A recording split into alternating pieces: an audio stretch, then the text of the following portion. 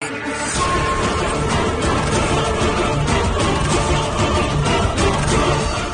जरूरी काम है इसे।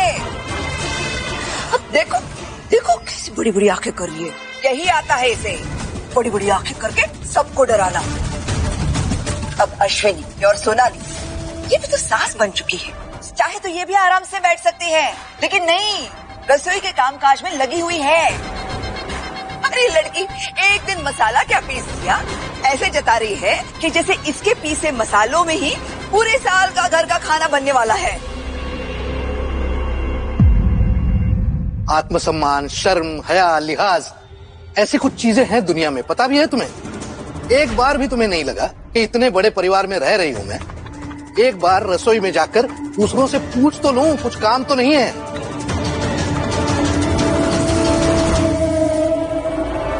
किसे समझा रहे हो दादा?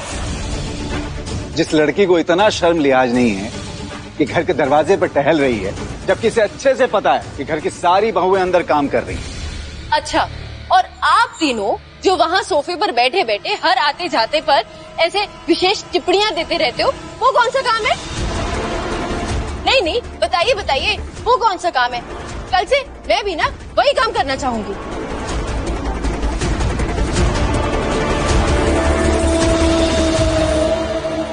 ओ नहीं नहीं, मैं तो वो काम कर ही नहीं सकती ना, क्योंकि आप लोग तो मेरे पीछे पड़े रहते हो।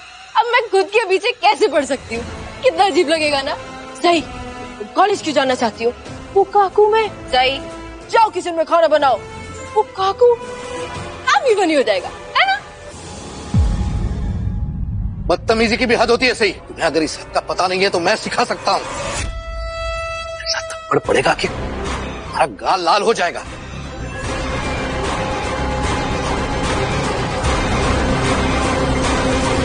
बाबा, एक काम कीजिए, आज थप्पड़ मार ही दीजिए। मेरा गाल लाल कर ही दीजिए, मुझे सिखा ही दीजिए। ये रोज रोज की डांट से तो अच्छा है कि मैं एक बार में सीख लूं। हाँ, लीजिए लीजिए, एक ही थप्पड़ में सिखा दीजिए।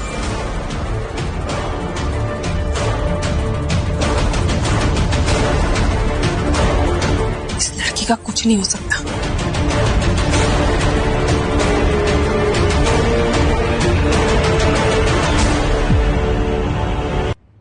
हम लोग तुम्हारी तरह जंगली नहीं है, शरीफ लोग हैं, और औरतों पे हाथ उठा के मर्द बनने का शौक नहीं है हमें।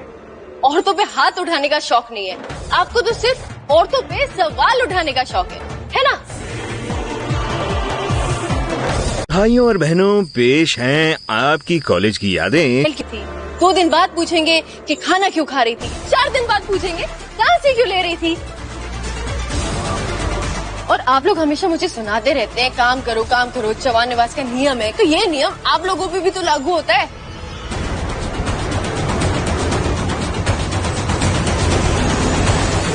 सही, तुम कहना क्या चाहती हो? अरे मैं तो बस यही कह रही हूं। अब कुछ मत बोलो, ये कोई तरीका नहीं होता है घर के बड़ों से बात करने का।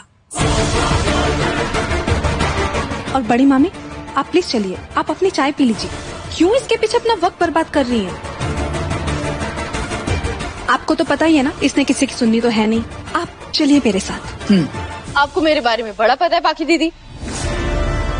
सही, बस बहुत सुन ली, अब और नहीं सुनेंगे। क्यों काकू? वैसे तो आपको लोगों को सुनाते हुए आपका मन नहीं भरता, लेकिन अब खुद सुनने की बारी आई तो बस बहुत हो गया। क्यों?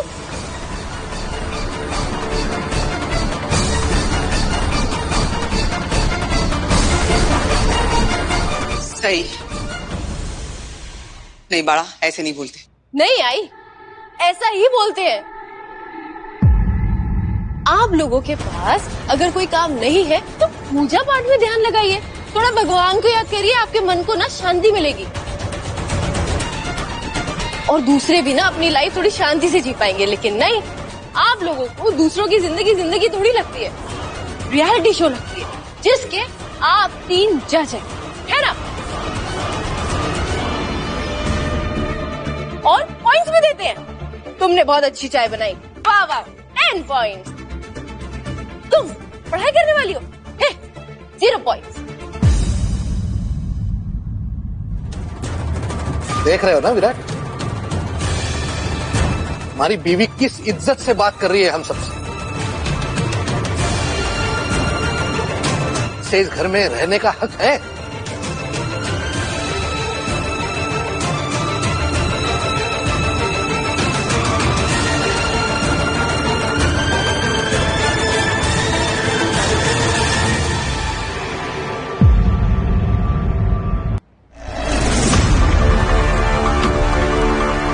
किसी की खामोशी को उसकी कमजोरी मत समझो सही।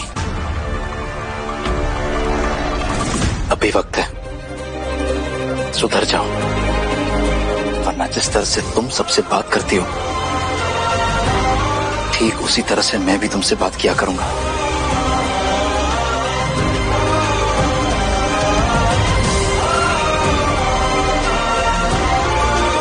क्या कहा आपने?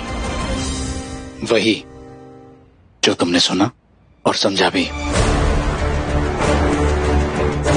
सलाह देव पावला ना वहीनी, हमारी इतनी बेइज्जती के बाद ही सही, लेकिन तुम्हारा खून रक्त ब्लड खौला तो सही, तुम्हारे मुंह से कुछ निकला तो सही इसके लिए। विराट, एक तू ही है जो इस जंगली मुर्गी को काबू में कर सकता है, वरना ये तो किसी की सुनने से रही, हम ही को ताने सुनाती रहती है। अरे पूरी दुनिया देखी मैंने, इतनी सारी बहुएं देखी, लेकिन इसकी जैसी बदतमीज बहू कभी नहीं देखी। गढ़चिरौली में मैंने भी बहुत सारी सासें देखी, लेकिन आप जैसी ताने पे ताना मारने वाली सास मैंने भी नहीं देखी। सही, बस